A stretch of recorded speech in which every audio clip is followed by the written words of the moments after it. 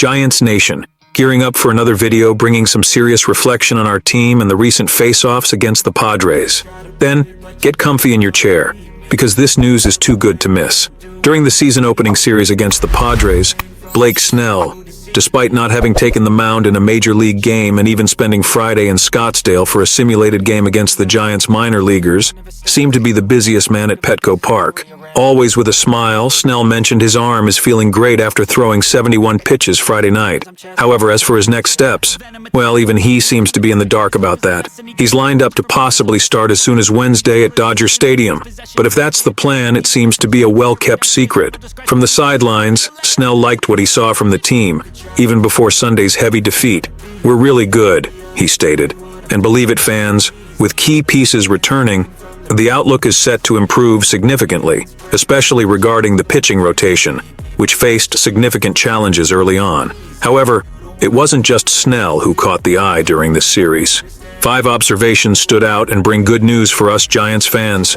The quest for gold here is not just a metaphor. Matt Chapman and his defensive prowess, alongside Nick Ahmed, have turned the left side of the field into a fortress for the Giants, pulling off plays many would deem nearly impossible.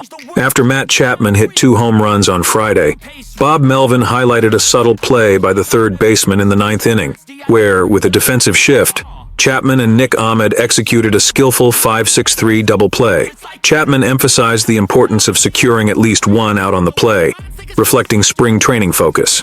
In 4 games, Chapman made several plays look seemingly effortless, reinforcing his reputation as an elite defender. Adding Ahmed has significantly strengthened the Giants' left infield side, with Chapman and Arenado competing for the Gold Glove. The old-school vibe is back, bringing with it smart gameplay strategies that have scored the Giants' critical victory moments, showing a significant improvement in situational hitting compared to last year. In the opening game, with 2 on base, Patrick Bailey advanced the runners with a perfect bunt. Ahmed tied the game, and a sacrifice by Jung-Hoo Lee turned the scoreboard in favor of the Giants. Melvin, recognizing the importance of each run in a low-scoring game, effectively used the strategy, reflecting a possible tactical shift from last season.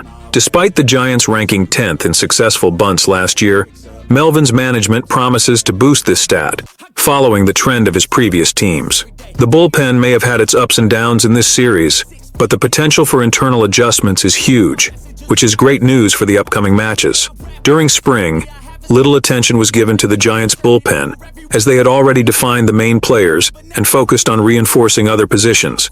However, in the recent series, the bullpen turned out to be the biggest weakness, with 7 out of 8 pitchers giving up runs. Luke Jackson and Camilo Doval were notably ineffective. Despite this, the team has internal resources for improvements, including possible contributions from rookies and lineup adjustments depending on the return of injured players, suggesting flexibility and potential for future strengthening. Rocket pitchers are not in short supply on the team, with a remarkable amount of hard-hit balls showing that the Giants' offense is more alive than ever.